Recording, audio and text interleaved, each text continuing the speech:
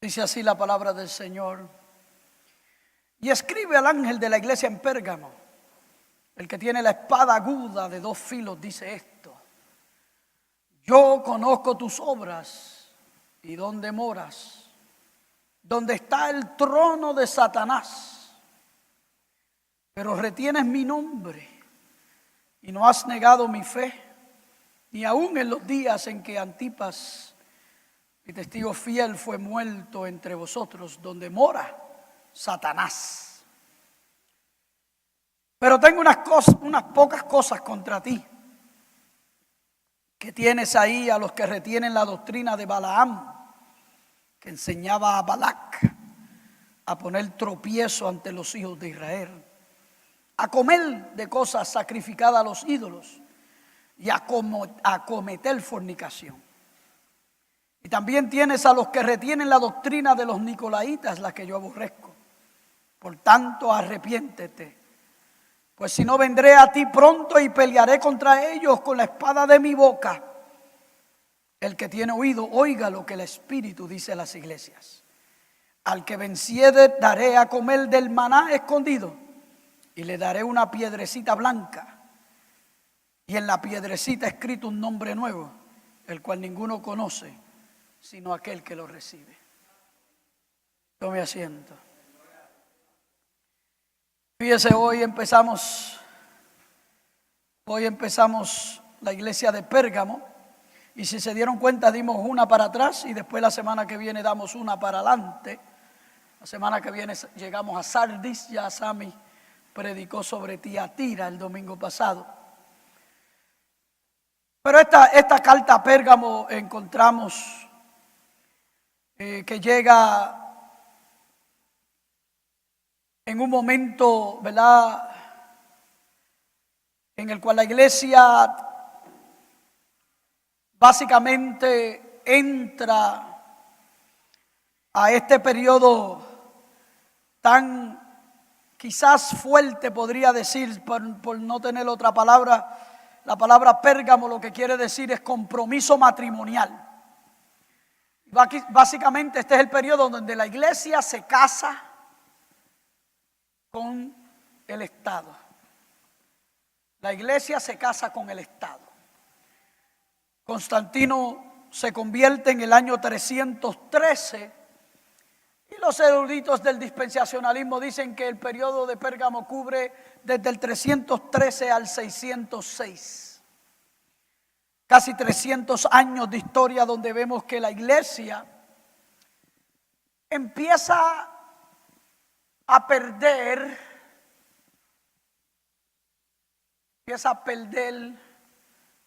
su esencia de iglesia. Déjenme explicarle esto bien para que ustedes entiendan lo que sucede en Pérgamo. Al Constantino convertirse y al Constantino llegar a la iglesia, él obliga a todo el mundo a ser cristiano. ¿Y cuántos saben que no se puede obligar a nadie a ser cristiano? El que quiere servir al Señor y quiere seguir a Cristo tiene que hacerlo de buena voluntad y porque su corazón lo desea. Nadie puede ser obligado a servir al Señor.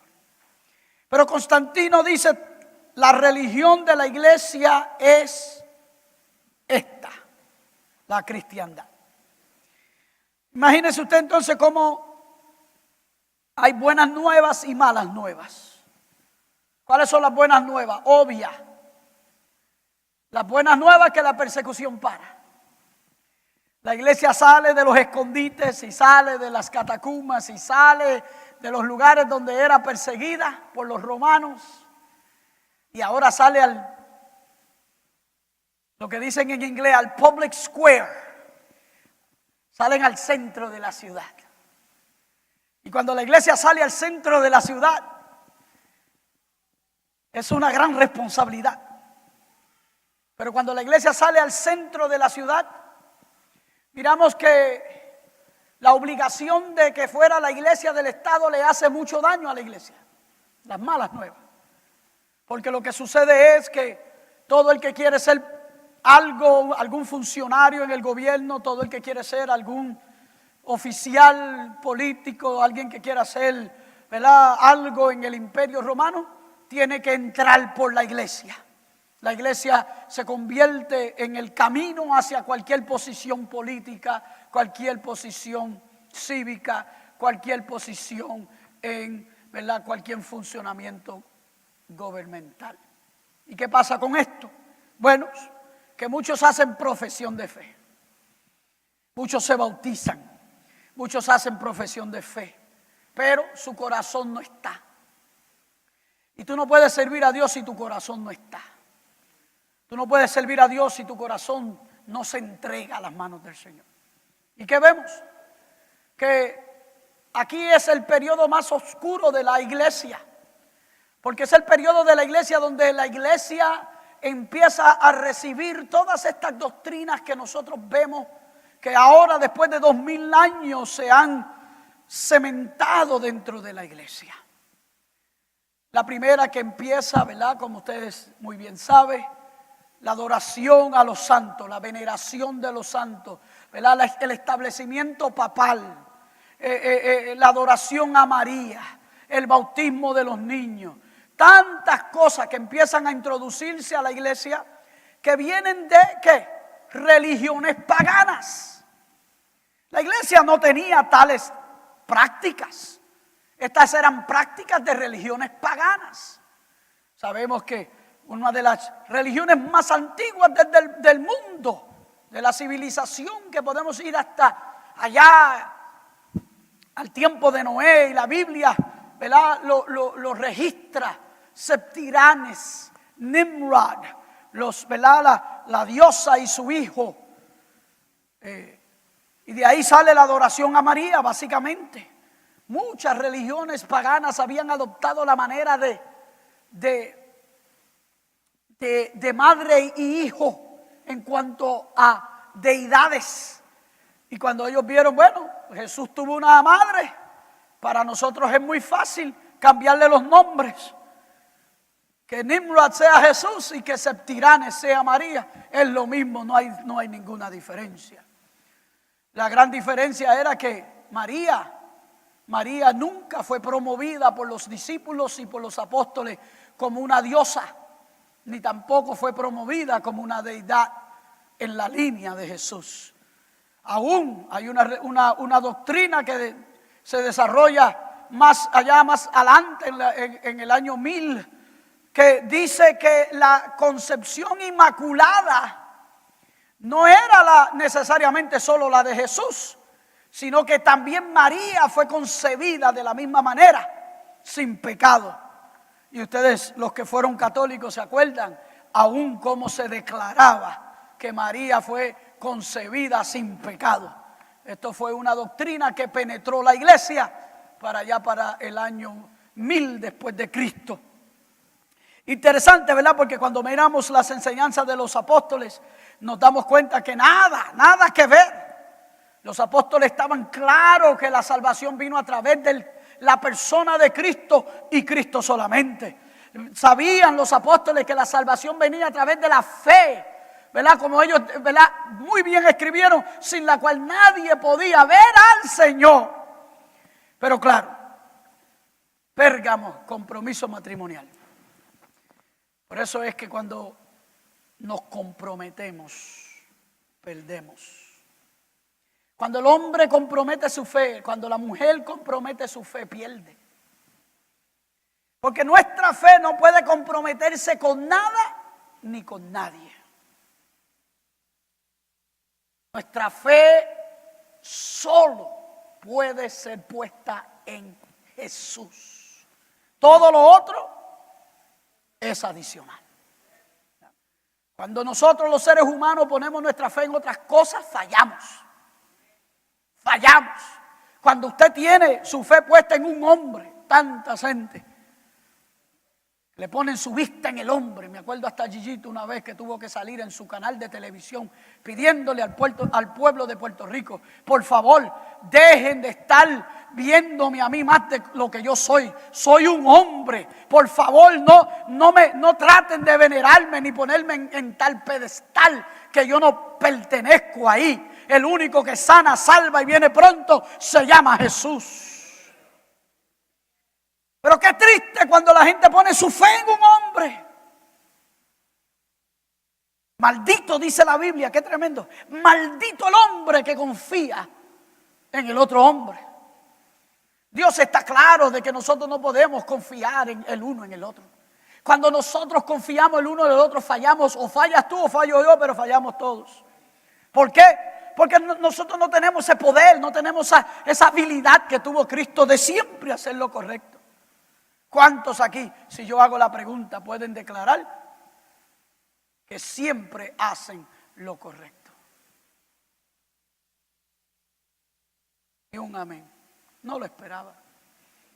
Nadie, por más avanzado que sea, desarrollado, maduro, puede decir que nunca comete un error y nunca hace lo incorrecto. Lo que podemos hacer es lo que dice la palabra: prosigo al blanco de la soberana vocación que es Cristo Jesús. Prosigo la perfección sabiendo que todavía no la he alcanzado. Fíjese, cuando nosotros miramos entonces el mensaje a Pérgamo, podemos ver que el Señor le escribe y le dice: el que tiene la espada aguda de dos filos, dice esto. Cuando hablamos de espada, ¿hablamos de qué? De castigo. La espada significa la ley. La espada significa en este tiempo la espada, ¿verdad? El acto o el proceso judicial. Qué tremendo que esta iglesia se le habla de esta manera. Cristo torna su mirada de esta iglesia y en vez de alabarla le dice: tengo contra ti, conozco tus obras, dice, y donde moras, donde está el trono de Satanás. ¿Ah? Qué tremenda declaración, donde está el trono de Satanás. ¿Por qué? Porque se está refiriendo al imperio. La iglesia imperial comienza aquí. Aquí todavía no había papa. Yo sé que toda la iglesia por todo el tiempo ha enseñado que Pedro fue el primer papa de la iglesia. Pero Pedro vivió y murió nunca sabiendo que él era papa. Bueno, me imagino que sí sabía que era papa de sus hijos, ¿verdad? Porque estaba casado. ¿Cuántos saben que Pedro fue casado? ¿Saben? La Biblia no dice que estaba casado y que tenía hijos, pero dice que Pedro se enojó con Jesús porque le sanó la suegra. Oh, no, perdón. ¡Ay, santo! No, la Biblia no dice eso. Dice que Jesús sanó la suegra de Pedro. ¿Estamos claros? Amén. Excuse me. Aleluya. ¿Cuánto adora la gloria de Dios? Así que Pedro vivió y murió nunca sabiendo que él era papa. Esto vino ahora que la iglesia se hace la iglesia del reino o del imperio, y la iglesia se hace la iglesia imperial. ¿Qué pasa? Empieza a tomar toda forma de contaminación, toda forma de doctrina que no eran cristocéntricas ni que estaban basadas en la palabra de Dios. Ahora dice algo muy importante ahí en el versículo 13 y dice: pero retienes mi nombre y no has negado mi fe. Es bien interesante. Tienes mi nombre y no has negado mi fe. Algo bien interesante. Hay gente que cuando ve la iglesia declinando, dice: ay, la iglesia se está perdiendo. Déjeme decirle que la iglesia nunca se pierde. La iglesia siempre es santa. La iglesia siempre busca al Señor. Pero déjeme decirle algo: hay siempre un remanente fiel. Por más que algunos se pierdan, o por más que algunos se salgan del camino, o por más que algunos pierdan su visión sobre lo que tienen que hacer, la iglesia siempre mantiene un remanente fiel. Por eso cuando hablamos de la iglesia, tenga cuidado. Porque cuando usted dice la iglesia se perdió, la iglesia tal cosa, usted acuérdese que está hablando de los lavados en la sangre de Cristo, que Cristo ha escogido para salvación. Y que claro, aunque en la historia siempre ha habido problemas, dificultades, y siempre han habido aquellos que no han mantenido la pureza de la doctrina bíblica, siempre ha habido un remanente fiel que no se pierde en el camino. ¿Cuántos son iglesias en este día? Amén. Pero fíjense, dice que le salvaron la vida a Antipas, mi testigo fiel. Dice, perdón, que Antipas perdió la vida donde mora Satanás. Ahora fíjense lo que también vemos aquí. Vemos otra vez que dos cosas se mencionan, Balaam y Balac y los nicolaitas. Otra vez, es la segunda vez en esta serie que hablamos de estos personajes. Estos personajes eran personas actuales en el tiempo en el cual la iglesia está viviendo, pero también eran espíritus que se habían desarrollado dentro de la iglesia para hacer que la iglesia perdiera su camino. Fíjense, una de las cosas que tenemos que entender hoy, y es que hay muchas doctrinas falsas hoy, porque no estamos hablando de Balaam y Balac hoy, ni de los nicolaitas, estamos hablando de miles y miles y miles de doctrinas falsas que existen, donde hay iglesias que se llaman iglesias, pero que no parecen ser iglesias por las cosas que practican. Hay mucha confusión. ¿Cuántos creen que hay mucha confusión? Hay mucho equivocamiento. Hay mucha gente caminando detrás de gente y no saben ni por qué. Por eso la iglesia hoy día tiene que convertirse en una iglesia que enseña. Una iglesia que sabe explicar las doctrinas bíblicas. Porque cualquiera hoy se para y empieza una iglesia. Porque nosotros tenemos libertad de culto en este país y eso es bueno y eso es malo. Usted dice, ¿por qué es malo, pastor? ¿Por qué es malo? Porque cualquier persona se puede parar y decir, yo soy pastor. Siempre tiene quien lo sigue y comienza una iglesia. No, y lo bonito es que después vienen a buscar a uno para que los ayude a arreglar los problemas que tienen. Yo le dije, pero cuando usted empezó no me buscó a mí para pedirme consejo cómo empezar la iglesia. Tremendo, ¿verdad? No damos abasto tratando de corregir los males de aquellos que están pastoreando, que no saben ni lo que es el pastorado. No tenemos tiempo para dar consejo a aquellos iglesias que están perdidas porque no entienden cuáles son los valores básicos de la palabra del Señor. Hoy día quizás estamos en crisis mode, en lugar de crisis. ¿Por qué? Y especialmente nosotros en la iglesia pentecostales tenemos que tener mucho cuidado porque hay muchos que se levantan con el espíritu y hacen perder a muchos, porque el problema es que no se sabe cuál es el espíritu que tienen. Hay gente que se creen que por tomar autoridad sobre ellos y darle en el piso y gritar y dar 2 o 3 lenguas, que saben lo que están hablando y a veces son los más confundidos que andan por ahí. Cuando tú ves que una persona dice, el espíritu me dice que haga esto y lo que está haciendo es contrario a lo que es la palabra de Dios, ¿cuál puede ser el espíritu que está operante en esa persona?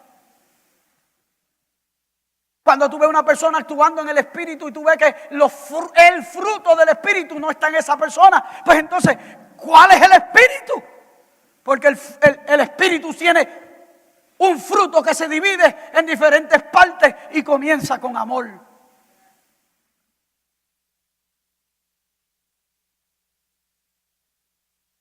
Cuando tú ves que hoy día estamos en un lugar donde, ¿verdad?, el liderazgo de la iglesia se promueve a sí mismo y busca ventaja para sí mismo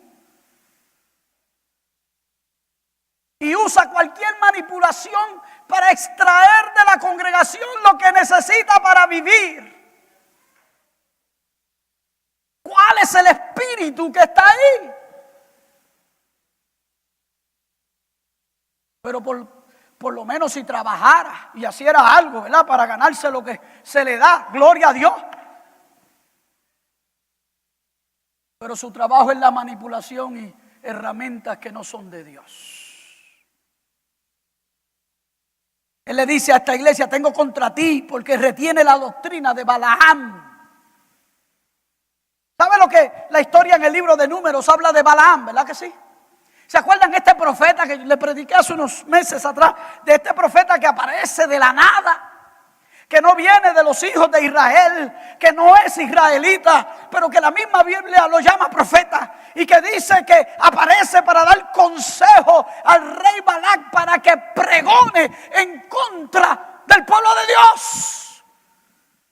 Y se le pide por dinero, por subordinación, que hable palabra en contra de Dios. Y aún tenemos en la historia Números que nos dice que él tenía un poquito de temor de Dios y al principio no quiso hablar en contra de Dios, pero que al final le da el secreto de los secretos. Y que todos los otros escritos y textos en el Nuevo Testamento que hablan de Balaam, hablan en una manera negativa de él, porque él causó la caída del pueblo de Dios. Y usted dice: ¿cuál fue el secreto de los secretos? Fíjese, Balaam le dijo a Balac, le dijo: este pueblo tú no lo puedes vencer. Mientras este pueblo está con Dios, este pueblo es invencible. ¿Cuántos dicen amén a eso? Si Dios está contigo, ¿quién podrá venir en contra de ti? Vendrán, mire, aunque vengan contra ti, ¿qué dice la Biblia? No llegarán. Que pases por el agua, aunque pases por el fuego, aunque, mire, vendrán 1000 a ti por la delante y 3000 por detrás, más a ti. El teo pueblo, mientras está con Dios, es invencible. Y le dijo: ¿cuál es el secreto? Bueno, el secreto es hazlos pecar. Hazlos que se contaminen. Hazlos que se metan con las mujeres de los países extraños. Secreto de los secretos. Mientras están con Dios, nadie los puede tocar. Mire, hermano, mientras usted está con Dios, nadie lo puede tocar. Mientras Dios es parte de su casa, mientras Dios es parte de su hogar, mientras Dios es parte de su familia, nadie lo puede tocar. La única manera que puede entrar el enemigo a hacer escante en su vida es que usted se aleje de Dios. Y no es que Dios lo castiga tampoco, es que la protección de Dios es removida de su vida.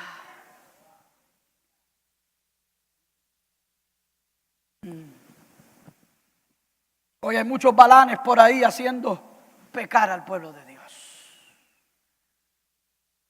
¿Cómo se identifican los Balanes? Diciéndole al pueblo que haga algo que Dios no quiere que haga. Fíjense, me he encontrado con una doctrina nueva por ahí. A mí nadie tiene que enseñarme la palabra porque a mí Dios me revela todo. Me he enfrentado 2 o 3 veces esta semana con esa doctrina. Personas que dicen que no necesitan maestro, porque el Espíritu Santo es su maestro. Y eso es un gran problema. Es un gran problema. Porque si la persona inmadura que todavía no conoce cómo el Espíritu habla, cómo el Espíritu, no entiende cómo el Espíritu transmite sus mensajes, no entiende que toma muchos años para desarrollar una habilidad de escuchar al Espíritu y moverse en el Espíritu, que a veces nosotros los pastores que llevamos un montón de años todavía nos estamos cuestionando: ¿es el Señor o son mis emociones? Y aquí hay un nuevo cristiano lleno de emociones que dice: no, a mí nadie me tiene que enseñar nada. Peligroso. Pero le voy a decir que históricamente eso es incorrecto. Y lo voy a usar el pueblo de Israel como ejemplo. Usted sabe que al pueblo de Israel no se le permitía estudiar la Biblia solo. Porque si usted mira la palabra, la Biblia misma te dice que no hay revelación, ¿qué? Privada. No hay revelación privada. Entonces, cuando usted mira la palabra y usted mira, perdón, el Antiguo Testamento, y usted ve los eruditos del Antiguo Testamento, ellos se reunían alrededor de una mesa y los eruditos todos tomaban las escrituras en sus manos y trataban de interpretar, y cada uno de esos eruditos tenían participación para ver qué entendían, qué veían, cómo lo veían. Después de años de estudios de la palabra. Tuve el privilegio de ayer estar en la ceremonia que le dije ahorita. Fue en una congregación judía. El capellán que viene ahora a ser capellán, el primer capellán en la historia del ejército de Rhode Island, capellán judío, el primero. Amén. Tenemos la gran distinción de que nosotros fuimos el que lo procesamos para ser el primer judío capellán en el ejército de Rhode Island. Y su ordenación y su celebración fue en una sinagoga judía. Y como hasta el día de hoy, cuando llega el momento de la lectura del Torá, se hace una ceremonia reverenciando el Torá, como ellos lo mantienen todavía como en el Antiguo Testamento, detrás de puertas cerradas. Y como solo el rabí puede tomar esa Torá y sacarla del lugar donde está encerrada. Con autoridad divina y de Dios, el rabí saca el Torá y lo comparte a la iglesia. Y si usted cree que nosotros los protestantes y los pentecostales pasamos mucho tiempo de educación, este muchacho lleva 8 años en el seminario a nivel de maestría para poder tomar el título de rabino. Los judíos todavía practican un cuidado con a quién se le da el título o la autoridad de rabino. Y aún ellos tienen escuelas completas donde se le da autoridad para interpretar o continuar interpretando. Ningún judío usted va a escuchar que dice, a mí Dios me dice que esto dice esto. No lo va a encontrar. ¿Sabe por qué? Porque cuando ellos citan una palabra, citan a su maestro junto con la palabra. De acuerdo al rabino tal, de acuerdo a la escuela tal, esto es lo que dice. Y fue una práctica que los apóstoles siguieron practicando. ¿Se acuerdan la declaración de Pablo en su defensa de su apostolado? Le voy a decir rapidito. Nacido al 8º día, fariseo de fariseos, circuncidado al 8º día. En cuanto a estudio, a los pies. ¿Cuántos lo saben? ¿Qué dijo? A los pies. Gamaliel, el maestro de renombre de ese tiempo. Y por eso Pablo decía, yo tengo la autoridad, porque pasé por el proceso correcto. Por eso tengo la autoridad de ser llamado apóstol. Pero hoy se usa el nombre de apóstol como si se tuviera un chicle.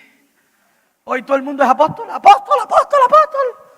Y yo, wow, ¿dónde está Jesús? Interesante, ¿verdad? No le da ni miedo tomar tales títulos. Hoy llamarse el pastor. Aún nosotros los pastores que llevamos muchos años tenemos que tener cuidado de no ser maltratados, porque ya nadie respeta al pastor. No hay respeto pastoral ya. En estos últimos años, ¿cuántos hermanos me han dicho a mí que saben más que yo? Y así me meto. Ya no hay respeto pastoral.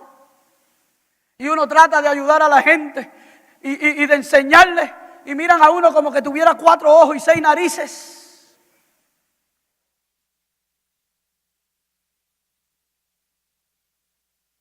Y lo triste de todo esto es que se sigue promoviendo enseñanzas erróneas, espíritus incorrectos, y el resultado de todos ellos es que la iglesia sigue perdiendo. Nosotros los pastores hemos tenido culpa de esto. Yo sumo parte de la culpa de esto, porque siempre nos hemos cuidado tanto de que no se nos dé pleitesía, que aun cuando hablamos menospreciamos el rol del pastor, para que nadie nos mire como no nos debe mirar. Que en el cuidado de que hemos tenido de que no nos pongan en un pedestal, hemos fallado en enseñarle a la iglesia que debemos estar en un lugar de honra. No pedestal, pero honra. Por lo que Dios nos ha llamado a ser y lo que somos en medio del pueblo de Dios. Y por eso yo asumo responsabilidad, porque yo he sido culpable de eso. Yo también he dicho, no, trátenme igual que todito y no me miren de esa manera. Mía culpa, como dijo Lutero. Pero es tiempo de que la iglesia aprenda que, ¿verdad? Cuando Dios llama a una persona a cierto rol, a cierto lugar, nosotros debemos darle el respeto, la posición, la admiración que eso requiere. Ustedes me conocen bien, yo nunca hablo de esto, pero es que la palabra no me deja salirme de ahí. Pero mire qué bueno que Dios siempre nos da una salida. Dice, pero arrepiéntete, pues si no vendré a ti pronto y pelearé contra ellos con la espada de mi boca. Arrepiéntete. Dios siempre nos da una oportunidad de arrepentimiento, ¿verdad? De girar, de tornar, de cambiar. Lo bueno de Dios es que nunca nos condena eternamente, sino que nos deja la puerta abierta. Déjame darle, miren lo que Dios hace. Yo llamo a Dios el ciclo de las vueltas en el desierto. Cuando tú te rebelas con Dios, Dios te manda al desierto y te deja dar 40 vueltas. ¿Se acuerda cuando se rebelaron contra Jehová saliendo de Egipto? ¿Verdad que sí? Entonces allá en Param Arati se reunieron y se rebelaron, ¿se acuerdan? Y empezaron entonces a dar vueltas.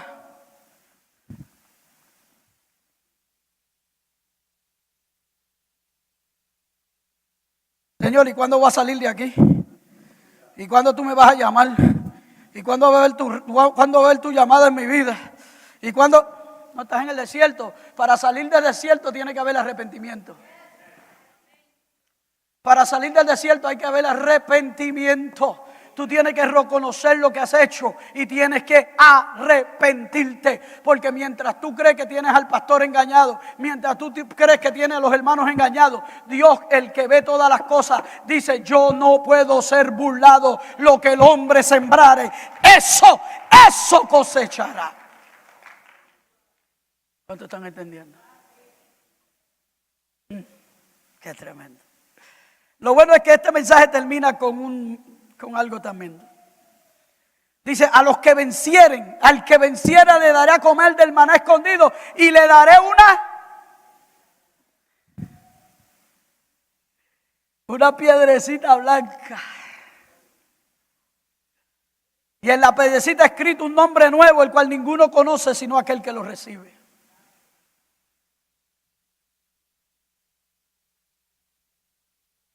Tu nombre nuevo. Un día el Señor te lo va a dar una piedrecita. ¿Usted sabe lo que quiere decir eso? Eso lo que quiere decir es la terminación de tu proceso en el Señor. Porque en el mundo tú has sido ¿qué? Maltratado, vituperado, dañado. Cuando tú aún piensas tu nombre, tú ves algo feo, tú ves algo que no sirve. Tú ves, mucha gente, no todos, mucha gente se miran y dice, ay Dios mío, ¿y quién me va a querer a mí si yo no soy ni una persona que alguien puede querer? Pero lo que habla de la piedrecita blanca con el nombre nuevo, lo que habla es de la sanidad de tu identidad. Que ya tú no verás, ya tú no te verás como el mundo te mira o como tú te miras. Ya tú te verás como Dios te mira. Persona perfecta, persona renovada, persona completamente reconstruida. ¿Cuántos adoran la gloria de Dios? ¿Cuántos adoran la gloria de Dios? ¿Ah? No importa qué es lo que tú piensas de ti o cómo tú te miras, el Señor te dice, un día te voy a dar tu identidad nueva. Mira el que está a tu lado, dile, el Señor tiene mi identidad en una piedrecita y me la va a dar pronto. Dale la mano que está a tu lado, tu identidad nueva está en las manos del Señor. Tu identidad nueva está en las manos del Señor. Ya tú dejarás de verte como tú te miras y dejarás de verte y sentirte como tú te sientes y te vas a... ¡Aleluya! Tú lo sientes, ¿verdad que sí? Te dará Dios esa nueva identidad. ¿Cuántos están esperando su nombre nuevo? Nombre nuevo. Amén. Mire, hermano, ¿cuántos todavía esperan la venida de Cristo? No se canse de esperar, que todavía viene. ¿Cuántos todavía la esperan? Amén. Dios quiere que nosotros, aunque estemos en medio de la iglesia imperial, no perdamos el lustre, el brillo de iglesia.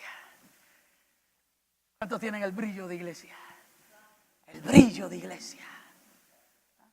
Que no importa que el mundo alrededor se caiga, no importa los locos que hayan en y mire que hay muchos. No importa, mantén tú el lustre, el brillo de la iglesia. ¿Se atreven? ¿Se atreven? No importa quién esté enseñando y quién esté tratando de hacer torcer las palabras. Yo me mantendré escuchando la palabra viva de Dios y me mantendré caminando en el camino del Señor. Te invito a pensar cómo puede ser tu vida en el Señor. Y te invito a pensar qué Dios tiene para ti. Y te invito a pensar qué puedes hacer para mejorar. ¿Amén? Hay que estudiar la palabra. Hay dos formas de estudiar la palabra. Una manera es para edificación propia. Esa la podemos hacer todos en la privacidad de nuestros hogares, en nuestros lugares, en nuestro cuarto secreto. Pero también hay otra manera de estudiar la Biblia. Y es para enseñar a otros, es para adelantar el camino del Evangelio de Jesucristo. Quizás un instituto bíblico, un seminario, algo que podamos hacer para adelantar nuestra enseñanza de la palabra de Dios en nosotros para ayudar a otros. El libro de Pedro dice que mayor condenación hay para aquellos que se llaman maestros, así que el maestro tiene que asegurarse de hacer un buen trabajo. El maestro tiene que asegurarse de entender para después explicar. Hay muchos maestros hoy día que lo que hablan son pamplinas y disparates. Amén. Que cuando la enseñanza no está, entonces se van al espíritu. Tremendo. Y empiezan a hablar de acuerdo a lo que... Y hay gente que, bendito, a veces la gente hasta pena me da, porque no saben nada, no saben más nada y compran cualquier cosa. Triste la condición, triste. ¿Verdad? Hay gente que le dice, cualquier persona le dice cualquier cosa y no van a su autoridad espiritual, no van a su maestro. Pastor, ¿qué usted cree de esto que me acaban de decir? Sino que se lo compran, lo ven. Y wow, ¿y dónde está la cabeza?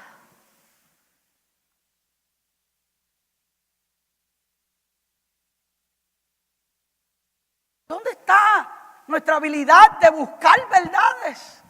¿O solamente nos convencen a lo que, no sé, a lo que queremos que nos convenzan? Se puso calladito, está aquí.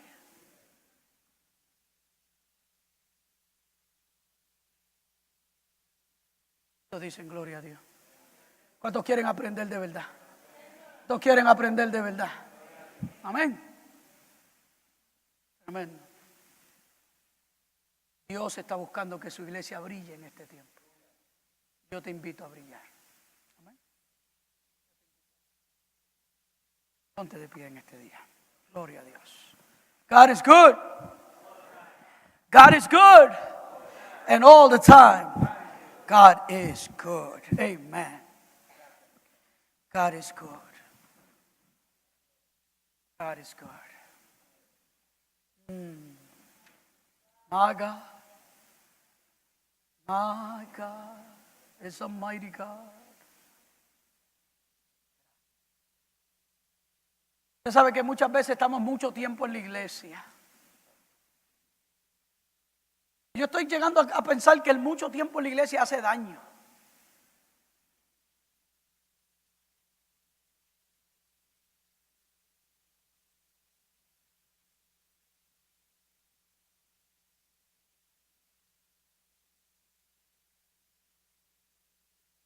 Diciendo, ¿y qué es esto, pastor? ¿Qué viene ahora? ¿Cómo va a explicar esto? Esto es revelación directa.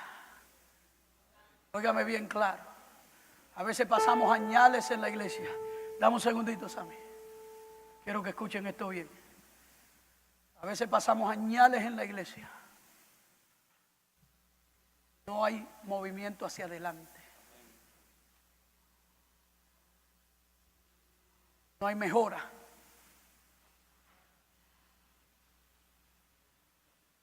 Pasamos añales en la iglesia. Y claro que te vas a aburrir. Hasta yo me aburriera. Todos los días lo mismo y toda la semana lo mismo. Tú en el mismo lugar toda la vida. Dios no formuló la iglesia para hacer de esta manera. ¿Tú sabes por qué nos estancamos? ¿Por qué nos aburrimos? Porque de momento decimos, ay, ya yo no tengo ganas de ir a la iglesia.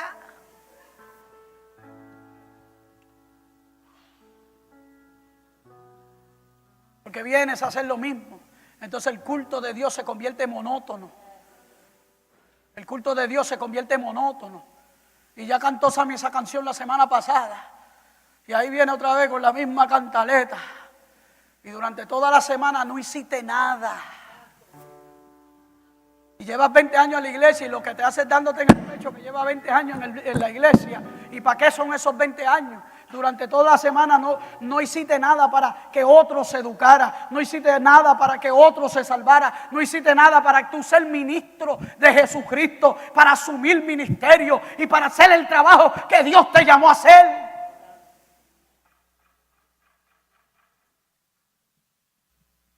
Y llegamos el domingo aburridos a ver si el Espíritu Santo se mueve y nos hace hacer algo. Vamos a brincar un ratito a ver si esto se me quita.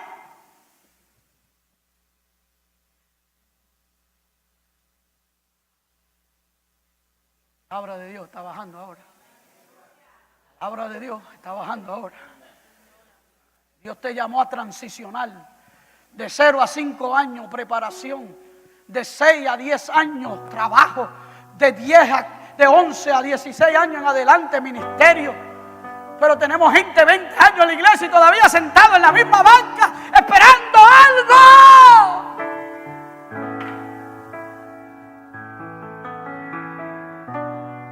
Y a veces se ponen a trabajar en diferentes ministerios y cuando el pastor los va a buscar, ¿dónde están? ¿Dónde están? ¿Dónde están? ¿Qué están haciendo? ¡Ay, es que estoy desganado! Pues claro, si eres un egoísta, todo lo que haces es para ti nada más.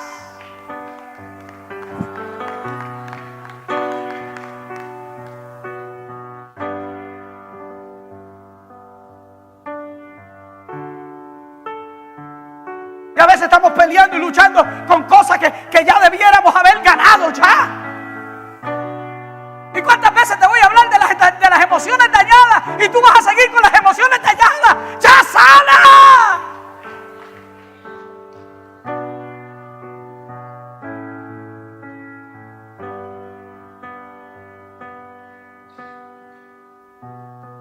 Ay, el pastor sabe de qué patita yo cogemos. Pero es para eso están las muletas, las sillas de ruedas. Ya deja de coger tanto. Levántate. Dios no te dio un espíritu de debilidad, sino de fuerza y de poder. Dios te dio el Espíritu Santo para llamar a tu pecado, pecado, y para tu debilidad, debilidad, y decirle: aquí te quedaste, me levanto en el nombre de Jesús.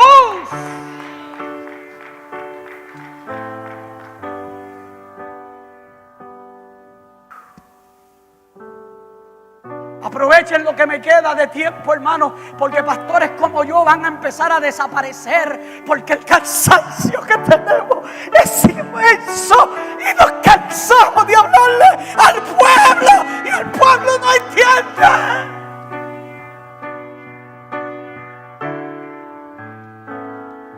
Pero Dios nos va a empezar a remover, porque Dios es un Dios justo, Dios es un Dios bueno y Dios es un Dios de amor.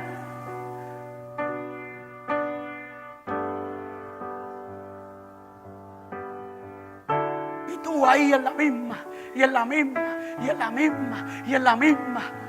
Y cuando buscamos a alguien para que sea líder en un lugar, no aparece nadie. Y uno parece Superman. Lo que falta son las alas para uno volar a las diferentes necesidades y cubrir todo. ¿Cómo puede ser que se espera tanto de una sola persona?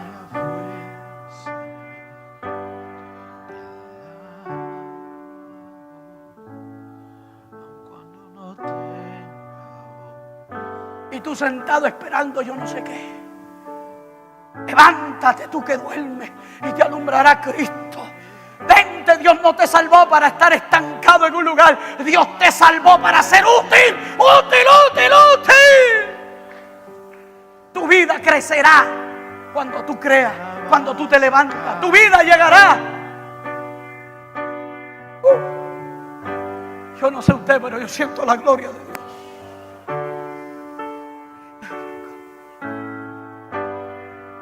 Levanta tu mano, por favor. I don't know what's come over me today. No sé qué me ha pasado en este día, me perdonan. Pero yo siento a Dios obrando y ministrando en este lugar en una manera sobrenatural. Y tú sabes, Dios te ha hablado tanto y tanto y tanto y tanto y tanto. Y tú poniendo excusa, excusa, excusa y excusa. Ya, deja la excusa atrás y levántate. Tú estás bien, tú no estás mal. Tú no estás sufriendo, tu sufrimiento te lo está echando tú encima. ¡Vamos!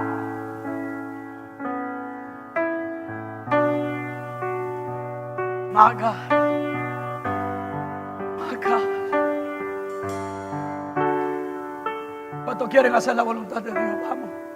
Levántate, levántate, levántate. Yo no sé si tú necesitas la oración. No te voy a invitar a pasar adelante. Solo te voy a invitar a levantar la mano ahí donde tú estás. Vamos. Levanta tu mano ahí donde tú estás. Padre, en el nombre de Jesús de Nazaret. Tú que quieres que tu iglesia se despierte, la traemos a ti, Señor, para que tú seas el que ponga el querer como el hacer en cada persona. Que tú estremezcas hasta lo profundo de nuestro ser y nos haga crecer al lugar de la medida del hombre, del varón perfecto que tú quieres que nosotros seamos. Tómanos de la mano, Señor, ya, Señor, ya. Ayúdanos a ser ese líder que hace tiempo que tú has querido que nosotros seamos. Ayúdanos a ser ese ministro espiritual que hace tiempo que tú has querido que nosotros seamos. Ayúdanos a ser ese hombre, esa mujer, oh Dios mío, que está dispuesta a pararse en la brecha a favor de otros. Ayúdanos a no pensar tanto en nosotros mismos y empezar a pensar en otros, Señor.